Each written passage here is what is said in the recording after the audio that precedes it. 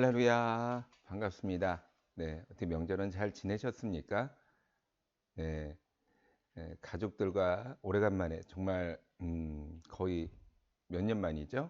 이렇게 거리두기 없이 자연스럽게 만날 수 있는 명절은 정말 오래간만인 것 같습니다. 그래서 더 즐겁게 행복한 시간이 되셨으리라고 믿습니다. 저는 8월 27일인가요? 제가 9월 이렇게 첫째 주 시작하는 그 주간에 코로나 확진이 됐습니다. 이렇게 살짝 몸살이 와서 혹시나 하고 검사를 했더니 확진이 와서 일주일 격리를 했고요. 9월 4일 날 제가 격리 밤 12시에 이제 격리 해제가 됐는데 9월 5일 새벽에 격리가 끝났는데 호흡곤란이 오더라고요. 그래서 부랴부랴 병원에 갔습니다마는 다행히 큰 이상은 아니고 부정맥 원래 있던 부정맥이 좀 이렇게 계속 부정맥 어떤 현상이 나타나는 관계로 어, 일단은 검사를 하고 약을 먹고 이제 그 다음에 시술을 하는 걸로 이렇게 일단은 잠정적으로 결론을 내고 난 다음에 돌아왔습니다. 참 며칠간 조금 힘이 들어서 부정맥 증상이 이렇게 진정이 안 돼서 제가 이렇게 좀 며칠간 힘이 드는 그런 관계로 지난 주간에 제가 찾아뵙지를 못했고요. 이제는 많이 좋아졌습니다. 근데 코로나 이후로 제 기침이 조금 아직은 남아 있어요. 뭐 다 비슷하다고 그러더라고요. 걸리신 분들이. 그래서 어, 물을 좀 마시거나 기침을 할 수 있습니다. 양해를 좀 부탁드리고요. 어, 또 지금 저희가 이제 크로마키라고 하는 이 뒤에 이제 그린 스크린이나 블루 스크린이 없는 관계로 이 사무실에서 하다 보니까 조금 작게 줄였습니다. 또 이렇게 오늘은 또 이렇게 그림도 있어서 한번 여러분들이 그림 솔로몬 군과 다윗 성전 아니 저 솔로몬 성전을 한번 또 이렇게 비교해 보시면서 보시라고 이렇게 그림도 띄워놨으니까는요. 한번 보시면서 또 요거를 이따가 또 필요에 따라서 이렇게 갖다 쓰겠습니다. 그렇게 오늘은 시작을 하도록 하겠습니다. 기도하겠습니다. 하나님 아버지 감사합니다. 오늘도 우리와 함께하여 주셔서 우리가 이와 같이 말씀을 듣고 깨닫게 하시니 감사드립니다. 지난 한 주간은 명절이었습니다. 우리 일가 친척들을 만날 때 주님이 지켜봐 주시고 오고 가는 발걸음 안전하게 붙들어 주셔서 감사드립니다. 아버지 어떤 우리가 말씀을 증거하고 전한 그 모든 것들이 아버지 우리가 믿지 않는 친척들의 마음속에 새겨지게 하여 주시고 그들이 주님께로 돌아 나올 수 있는 계기가 될 수 있도록 인도하여 주시옵소서. 또한 우리들 가운데 피곤하고 지친 자들이 있습니까? 하나님 힘을 주시고 능력을 주시고 건강함을 더하여 주셔서 우리가 하나님 앞에 설 때 기쁘고 감사함으로 나가설 수 있도록 주여 돌보아 주시옵소서. 예수님의 이름으로 기도드렸사옵나이다. 아멘. 자, 6장 한번 볼게요. 열왕기상 6장은 성전 건축을 하는 과정을 이야기해 주고 있습니다. 그러나 인간적인 측면의 드라마 같은 이야기가 아니라 하나님의 측면에서 설계도를 이야기하듯이 표현하고 있습니다. 이것은 성전이 인간을 위한 것이 아니라 하나님을 위한 것임을 말씀하시는 것입니다. 그렇다고 해서 모든 것이 하나님만을 위한 것임은 아닙니다. 골방을 통해서 하나님과 인간의 접합점이 생기고 또 내부를 금으로 덮음으로 인간의 시각을 통한 내부의 순수한 신앙의 순수성을 표현하기도 했습니다. 지난 시간에 막 성전 건축에 얼마나 많은 이야기들이 있었겠어요. 얼마나 많은 스토리가 있겠습니까? 근데 그걸 다 배제하고 그냥 설계도를 읽어주듯이 아주 심플하게 표현하고 있는 것은 이 성전은 하나님을 위한 것이다. 이게 이제 제일 목표죠. 목적이고 그러나 그렇다고 해서 하나님만을 위한 곳이니까 인간의 것은 다 배제해야 된다. 이렇게 하신 것이 아니라 각 골방을 여러 개를 만듦으로 인해서 인간의 어떤 필요를 채워주시는 하나님과 인간의 접합점 이렇게 성전을 지금 하나님이 설계하고 계신다는 거죠. 또 이제 그물 내부를 다 덮음으로 인해서 그 순수성, 신앙의 순수성, 또 우리가 인간이 이제 성전을 들어가면서 볼 때 또 시각적인 부분이 필요하잖아요. 하나님께서는 그를 순수성을 표현하고 또 어떤 신앙을 어떻게 우리가 갖고 해야 되는가를 보여주시는 그런 어떤 시각적인 효과도 있다. 하나님의 그런 의도와 의미가 있는 것이다 라고 제가 이렇게 말씀을 드렸죠. 그래서 우리가 성전을 너무 하나님의 것으로만 또 너무 반대로 인간의 것으로만 이렇게 양쪽을 넘나드는 것이 아니라 접합점, 네, 그런 하나님과 우리의 만남의 장소임을 기억해야 됩니다라고 말씀을 드렸습니다. 자, 7장을 한번 볼게요. 열왕기상 7장은 솔로몬 왕궁에서 시작해서 다시 성전의 구성물로 설명을 이어갑니다. 이것은 솔로몬 왕궁이 간단하고 솔로몬 왕궁은 간단하고 성전이 더 복잡하기 때문이 아닙니다. 오히려 솔로몬의 성전은 더 많은 사람들이 이용하고 생활하는 곳이기에 복잡하고 많은 공간과 집기들이 필요합니다. 그러나 열왕기 기자는 왕궁보다 성전의 중요성을 강조하기 위해서 성전 외부에 있는 성물들을 이어서 설명하고 있는 것입니다.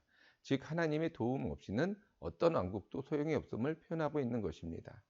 그러니까 왕궁을 짓는다라고 하는 어떤 그렇게 완료됐다라는 것을 시작을 해가지고 중간부터 다시 히람이라고 하는 사람을 통해서 성전의 기물들, 특히 외부적인 어떤 기물들을 이렇게 만들었다라는 걸로 설명이 이어지고 있습니다. 그래서 어떤 이제 우리 앞에서도 그림을 봤지만 성전이 훨씬 더 크잖아요. 2배는 더 큰데 또 많은 공간과 많은 집기들이 필요한 곳임에도 불구하고 이같이 성전 왕궁에 대해서는 간단하게 이야기를 하고 다시 성전을 또 이렇게 자세하게 설명하고 있는 것은 그만큼 성전이 중요하기 때문이다. 성전이 또 어떤 의미와 뜻이 다 있다. 그래서 지금은 우리가 성전에 대한 어떤 공부하는 시간이 아니다 보니까 그 부분은 간략하게 저희가 간단하게 알아보고 넘어갔습니다만은 어쨌든 거기에 뭐 하나하나 있는 집기들 이런 것들이 의미 없이 되어지는 것들은 없습니다. 다 의미가 있는 것이고 하나님이 목적하에 이루어진 것이기 때문에 다 우리에게 신앙적으로 주어지는 메시지가 있습니다만은 이 자리가 그런 것을 공부하는 자리는 아니기 때문에 그렇게 이제 좀 그냥 넘어갔습니다. 그 부분은 넘어가고 큰 의미만 우리가 일단은 보았는데요. 자, 근데 이 중요한 이렇게 솔로몬의 궁전에서 성전으로 넘어가는 그 접합점이 뭐가 있냐면 히람이라고 하는 사람이 나옵니다. 그래서 이 히람이 중요한 역할을 했다. 성전 건축에 있어서 중요한 역할을 했다라고 이제 하는 부분인데, 그럼 왜 하필 이 사람을 통해서 이렇게 넘어가게 되었는가? 또 이 사람은 어떤 사람인가? 라는 부분을 한번 보도록 하겠습니다. 히람을 두로에서 데려오니 솔로몬의 궁전과 성전 사이의 연결고리가 히람이라는 사람이 나옵니다. 근데 이 사람은 이스라엘 사람도 아니고 두로 사람입니다. 그러니까 아버지가 두로 사람이에요. 그리고 그의 어머니는 과부라고 표현하고 있습니다. 이스라엘 사람도 아닌 과부의 아들이 성전 건축의 핵심을 맡고 있다는 것입니다. 이것은 하나님의 신묘한 뜻을 표현합니다. 하나님의 능력이면 무에서 유를 창조하실 수 있습니다. 하나님의 말씀이면 없던 능력도 금세 나타날 수 있습니다. 자, 그렇다면 이스라엘 사람을 통하여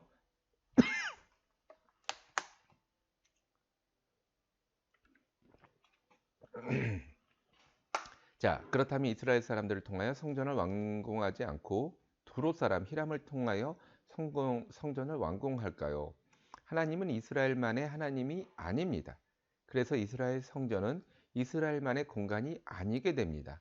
하지만 이스라엘은 장자의 권한을 가지고 있죠. 그래서 주된 공간과 우선권은 이스라엘에게 있었습니다. 그러나 히람을 통하여 성전을 완성했다는 것은 결국은 모든 사람의 성전으로 열린다는 것을 의미합니다. 하나님은 또한 약자인 히람을 통하여 약자의 하나님이 되심을 표현하고 있습니다. 그러니까 히람이라고 하는 사람이 아예 이스라엘하고 상관없는 사람은 아니에요. 비록 그 아버지가 두로 사람이었지만 어머니는 이스라엘 납달리 지파의 여자였습니다. 자, 이렇게 어떤 뭐 이렇게 둘이 이제 결혼을 통해서 히람이라고 하는 아들을 낳게 되었는데 그 아버지가 또 이제 돌아가셨죠. 그러니까 이제 과부의 아들이 되는 거예요. 그러니까 여러 가지로 보면은 이스라엘 성전을 완성하는데 어, 좀 부족한 이스라엘의 어떤 율법이나 이런 걸 보면 부족한 사람일 수밖에 없습니다. 예, 특히 이제 이방인보다 더 이렇게 하찮게 여겼던 게 혼혈인이었잖아요. 그런 혼혈인 또 아버지가 안 계신 그런 과부의 아들 어, 이런 어떤 조건으로서의 성전 건축의 주된 역할을 하고 있다. 이거는 사실은 율법으로 보면은 굉장히 뭔가 맞지 않는 부분이죠. 그럼에도 불구하고 하나님은 이 히람이라고 하는 사람을 그대로 썼습니다. 하나님의 능력, 말씀이면 이스라엘 사람들 중에서 얼마든지 그런 히람과 같은 능력을 갖게 하실 수 있었는데 하나님은 그렇게 하지 않으셨어요. 히람을 그대로 썼습니다. 왜냐하면 어, 이 성전이라고 하는 것이 이스라엘에 있지만 이스라엘만의 성전은 아니다. 예, 모든 사람들에게 열려 있는 성전이다라는 것을 표현하고 있고 또 하나님은 약자의 하나님이다라는 것을 표현하기 위해서 이런 어떤 히람이라고 하는 사람을 그대로 쓰게 된 것입니다. 자, 그래서 이제 에, 저를 한번 지어 볼게요. 그림을 보면서 설명을 해야 되니까.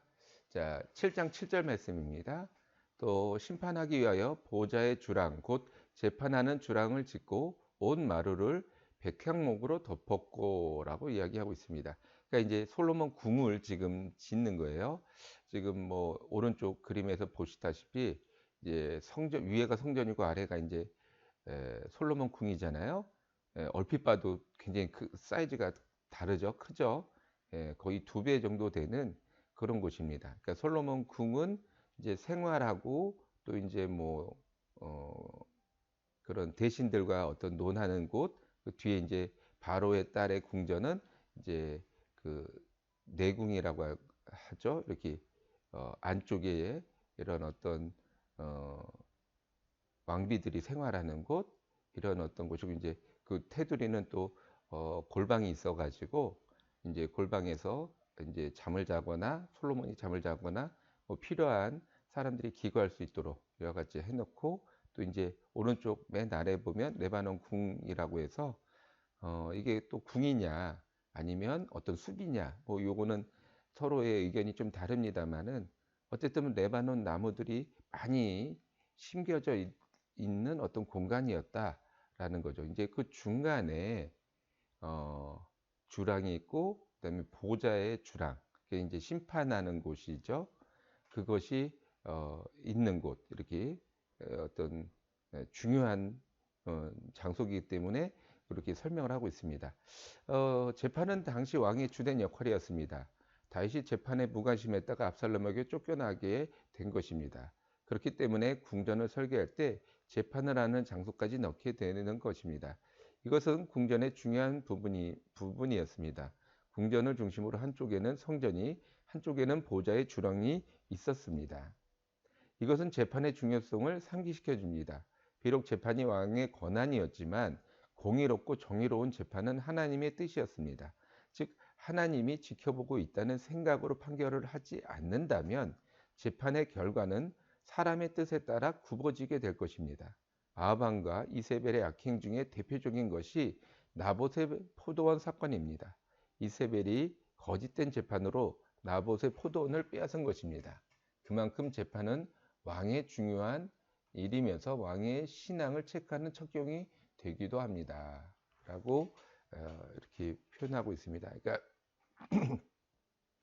자, 이렇게 그림에서 보았듯이 성전이 있고 궁이 있고 보좌의 주랑 이렇게 있다라고 이야기를 하고 있는 거죠. 그러니까 재판은 중요하면서도 또 어떤 왕의 신앙 또는 양심 또는 하나님 앞에 온전한 모습으로 서는 그런 모습을 체크해 볼 수 있는 그런 공간이다, 척도다 이렇게 볼 수 있는 거죠. 그러니까 그런 왕의 주랑을 강조해서 표현하고 있다는 거죠. 이렇게 또 본다면 우리들의 어떤 신앙도 결국에는 하나님의 보좌 앞에 심판으로서 우리가 또 나가는 것 아니겠습니까? 예, 우리들이 이 땅에서 이제 인생을 마무리 짓고 하나님 앞에 설 때 보좌 앞에서 우리들이 행했던 일들에 대한 심판을 받게 되는 것이죠.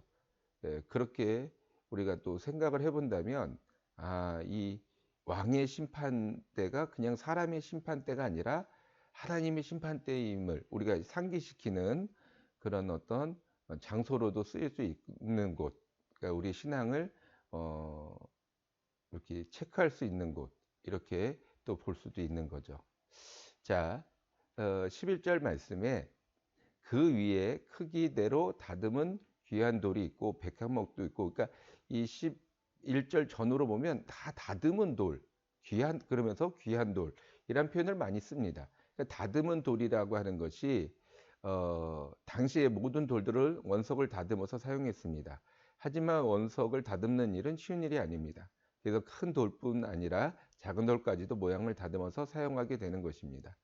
그래서 다듬은 돌은 귀한 돌이 되는 것입니다. 그러니까 원석이 막 동글동글하고 울퉁불퉁하고 할 때 그걸 잘 다듬어 가지고 이렇게 네모나게 가능하게 다듬어서 그거를 사용을 하잖아요. 우리가 이제 우리나라에도 보면 수원성이라고 하는 것이 거중기라고 하는, 요즘 말로 하면 이제 크레인 같은 거죠. 그 정조왕 시대 거중기라는 걸 통해서 그 돌들을 쌓았는데, 보면은 거의 굉장히 네모나게 이렇게 잘 뭐랄까, 이렇게 아구가 잘 맞게끔 이렇게 다 딱딱 되어져 있습니다. 기회가 되시면 한번 가서 보시면, 우리나라에 600년 전에 이런 어떤 기술이 있었구나 하는 그런 대단한 자부심을 느낄 수 있는데, 거기에 보면 다 큰 돌만 있는 게 아니에요. 좀 그 사이사이에 끼어져 있는 조그만 돌들도 다 네모나게 이렇게 다듬어져 있습니다. 그러니까 이게 3000년 전에 어떤 그렇게 다듬었다라고 하는 거는, 물론 그렇게 네모나게 다듬었는지는 알 수 없습니다만은, 굉장히 고난도 기술이고, 또 그렇게 다듬은 돌은 크든 작든 이런 어떤 에, 귀한 돌이다라고 하는 것을 우리가 알 수 있겠죠. 자, 이 말은 우리들의 신앙과 인생도 다듬어질 때 귀하게 사용되는 것입니다. 다듬는 아픔을 견뎌야 합니다. 다듬어질 때, 돌이 자기 원석 그대로 있을 때는 얼마나 편안해요. 그러나 그걸 정이나 뭐 톱이나 이런 걸로 이렇게 깨면서 다듬었다라고 할 때 얼마나 이게 아프겠습니까? 그 아픔을 견뎌야 하는 것. 이게 신앙이라는 거예요. 신앙의 어떤 그런 과정을 통해서 우리가 정말 인격적으로나 우리들의 마음이나 생각이 이렇게 다듬어져 갈 때, 때로는 아프고 힘들고 고통스럽지만 그것을 통과함으로 인해서 우리는 귀한 존재가 될 수 있다라고 하는 것, 이것이 우리가 좀 참고해야 할 부분이라는 것이죠. 열왕기상 7장 21절 말씀 보도록 하겠습니다. 이 두 기둥을 성전 주랑 앞에 세우되 오른쪽 기둥을 세우고 그 이름을 야긴이라 하고 왼쪽 기둥을 세우고 그 이름을 보아스라 하였으며, 히람을 통하여 첫 번째 만든 작품이 야긴과 보아스입니다. 야긴은 그가 세우다, 보아스는 그에게 힘이 있다는 뜻입니다. 성전의 웅장함과 아름다움을 보면서 하나님이 세우셨다는 것을 생각하게 만드는 의미입니다. 그러나 하나님이 선택한 사람은 혼혈인 히람이었습니다. 앞서서 히람은 어떤 사람인지를 자세히 보았습니다. 그렇다면 최초의 성전을 혼혈인의 과부의 아들인 히람을 통해 만드신 의미는 무엇일까요? 성전은 하나님과 인간의 연결고리이자 장소입니다. 그래서 하나님의 뜻이 가장 잘 나타나는 곳이기도 합니다. 즉, 하나님의 뜻은 이방인과 이스라엘 그리고 과부와 고아들에게 있음을 표현하고 있는 것입니다. 야기는 이방과 이스라엘이 세웠다는 것이고, 과부와 고아들에게 힘을 주신다는 뜻입니다. 자, 그렇죠. 우리가 이제 히람에 대해서 우리가 앞서서 좀 자세히 보았지만, 다시 한번 여기서 얘기를 한다면, 혼혈인, 즉 이방인과 유대인 어머니 사이에서 태어난 혼혈인이고, 또한 과부의 아들이고 이런 어떤 뭐라고 그럴까요? 좀 이렇게 약점과 같은 그런 거를 갖고 있는 히람을 통해서 야긴과 보아스를 만들었다. 하나님이 세우셨고 하나님이 힘을 주신다 라고 할 때 하나님이 세우셨다는 말은 인간의 힘으로 할 수 없다 이런 말을 전제로 하는 거죠. 그러니까 어, 하나님께서 세우셨는데 우리 인간의 힘이 아닌 하나님의 힘으로 하셨다. 또 힘을 주신다는 얘기는 힘이 없다라는 걸 전제로 하는 거죠. 과부와 고아들은 힘이 없는 존재, 연약한 존재들인 그들에게 힘을 주셨고 또 이방인과 이스라엘이 함께 세웠다. 이런 의미가 담겨져 있다라는 것이죠. 자, 마지막으로 51절 말씀 보도록 하겠습니다. 솔로몬 왕이 야훼의 성전을 위하여 만든 모든 일을 마친지라. 이에 솔로몬이 그의 아버지 다윗의 드린 물건 곧 은과 금과 기구들을 가져다가 야훼의 성전 곳간에 두었더라. 자, 그런데 이제 47절 말씀에 기구가 힘이 많음으로 점점점 능히 측량할 수 없었더라라고 이야기를 하고 있습니다. 자, 그러면 성전에는 기구가 왜 많이 필요했는가라고 하는 거죠. 얼마나 많은 기구를 만들었는지 그 무게를 측량할 수조차 없었다라고 했을 때 기구가 왜 많이 필요했는가? 성전은 제사를 지내는 곳이죠. 제사는 동물의 희생을 통해서 이루어지는 곳입니다. 자, 그런데 만약에 소를 잡았어요. 소를 잡았는데 이제 소를 이렇게 뭐 각을 두고 껍질을 벗기고 내장을 꺼내고 또 이랬는데 어, 이 부속물인 어떤 뭐 기구가 하나가 없다, 없어졌다, 또는 중간에 부러졌다, 뭐 이렇게 될 경우에 제사가 멈춰지게 되겠죠. 그러면 어떻게 되나요? 다시 또 그 기구를 만들고 뭐 또 보완을 해서 다시 제사를 지낸다라고 한다면 다른 동물들의 희생이 또 이루어져야 되잖아요. 그러니까 그러면 안 되는 거죠. 생명은 귀한 건데 그렇게 어떤 도구로 인해서 기구로 인해서 제사가 완성되지 못해서 또 다른 희생을 치러야 된다라고 한다면 그건 큰 문제가 되는 거죠. 그래서 항상 부족함이 없도록 기구들을 많이 준비해 놓고 그때그때마다 사용을 했다. 이렇게 부러지거나 뭐 못 쓰게 될 경우에 대체를 해서 사용을 했다. 그래서 기구가 많이 필요했다라고 하는 것을 우리가 상상해 볼 수 있죠. 자, 그런데 뭐 한 두세 개 정도씩 해서 계속 만들어 보완해서 채우면 되잖아요. 굳이 뭐 엄청나게 많이 만들 이유가 있었을까? 왜 많이 만들어야만 했는가? 라고 하는 또 의문점이 생길 수 있죠.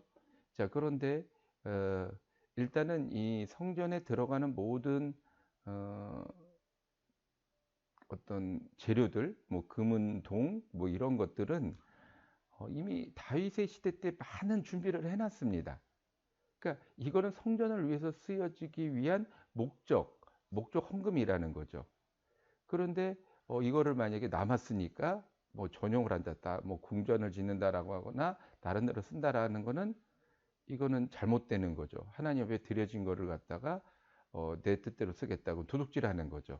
그러니까는 어, 많이 이거는 요 목적에 맞춰서 써야 되기 때문에 그 남은 걸 또 많이 만들 수밖에 없는 상황이었던 거죠. 또한 그 제사, 그러니까 이 기구를 만드는 사람이 달라지면 기구가 또 달라지는 거예요. 모양도 달라지고 왜냐하면 그 사람의 어떤 각자의 방식이 있다 보니까 다른 사람한테 맡기면 다른 모양이 나올 수밖에 없겠죠. 그러니까는 지금 재료를 한 사람에 의해서 많이 만들어 놔야 똑같은 어떤 규격화된 모양으로 만들어 놔야 나중에 쓸 때 문제가 없는, 그래서 많이 만들어 놓을 수밖에 없는 그런 상황이었다 하는 거죠.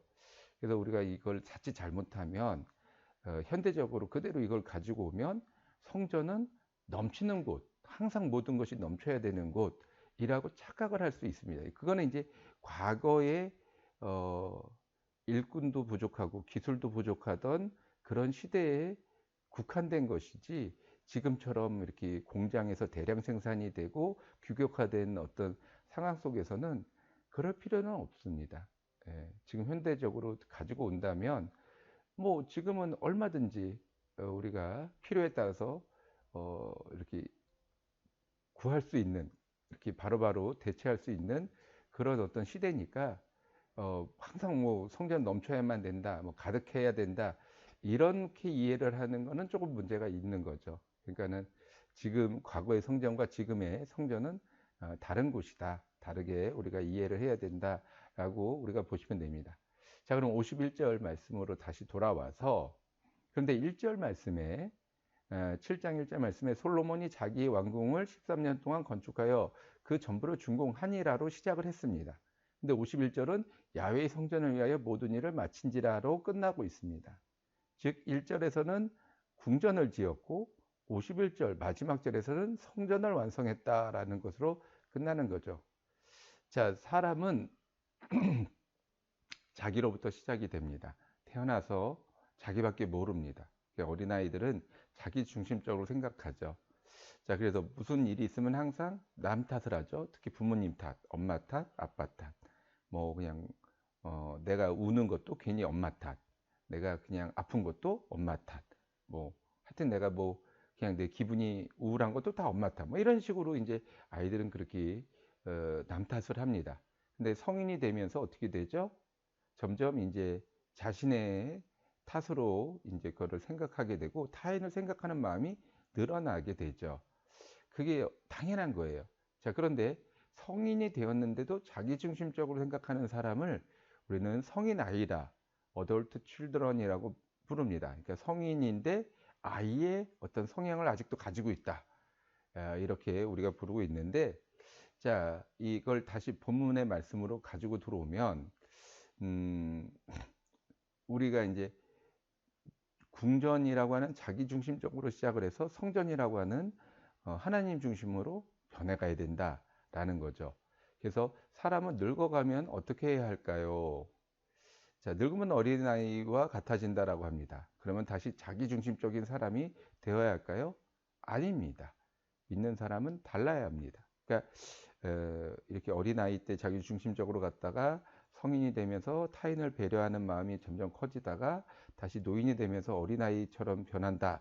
그래가지고 이렇게 노인들 중에서는 막 이렇게 뭐 이기적인 어떤 고집불통의 어떤 그런 모습을 갖고 있는 사람들도 더러 있습니다만은 그거는 믿지 않는 사람들의 이야기고, 믿는 사람들은 달라야 한다는 거죠.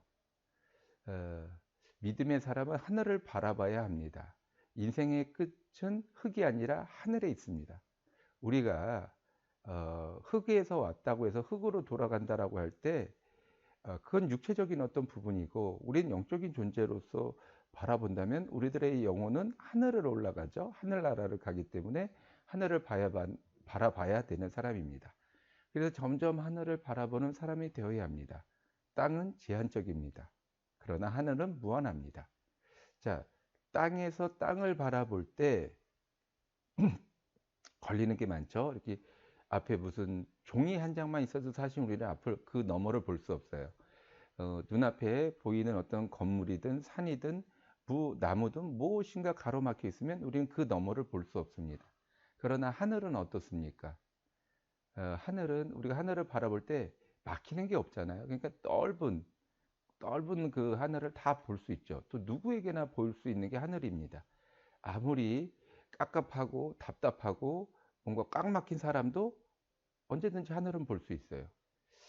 자, 그래서 누구에게나 제한이 없습니다. 우리도 하늘을 닮은 사람, 편견과 고정관념이 없는, 모두를 품을 수 있는 노인으로, 그렇게 하늘을 닮아가는 사람으로 변해야 합니다.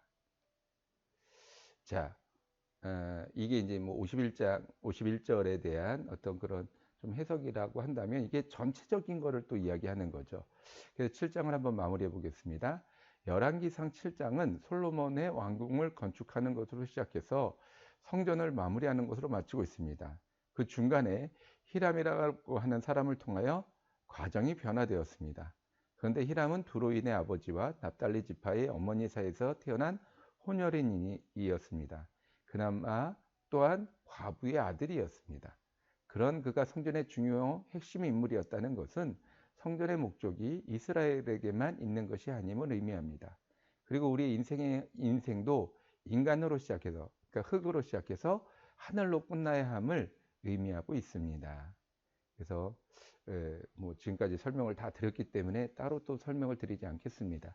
그래서 우리가 말씀을 통해서 보다 넓은 그런 풍성한, 또 우리들 한가위와 같은 그런 노인, 다 모든 걸 품을 수 있는 그런 사람으로 우리는 더욱더 성장해 가야 되는 존재임을 잊지 마시기를 바라겠습니다. 자, 제가 이제 코로나 확진과 함께 후유증으로 힘든 시간을 보내고 나니까 세상 건강에 대한 관심이 급상승해지더라고요.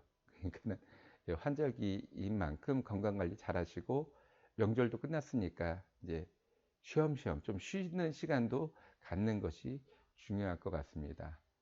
저는 뭐 코로나가 와서 그 격리 기간 동안 너무 어떻게 좀 편안했어요, 정말로.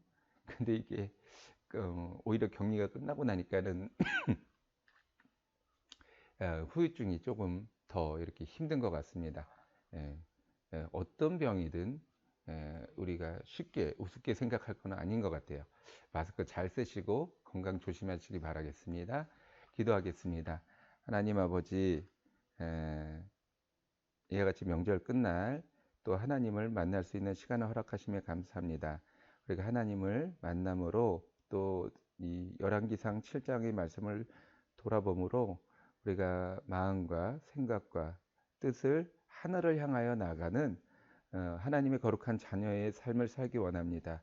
우리의 마음을, 우리의 생각을 붙잡아 주옵시고, 편협되고 좀가 이렇게 자기중심적인 삶으로 나가기 쉬운 이런 우리 노년의 시기를 하나님 앞에 의탁하며 나가오니, 주여 우리의 마음을, 우리의 생각을 넓게 하여 주시고, 우리가 늘 쉼없이 하늘을 바라보면서 하늘을 생각하는 그런 하나님의 자녀로 살아가게 하여 주시옵소서.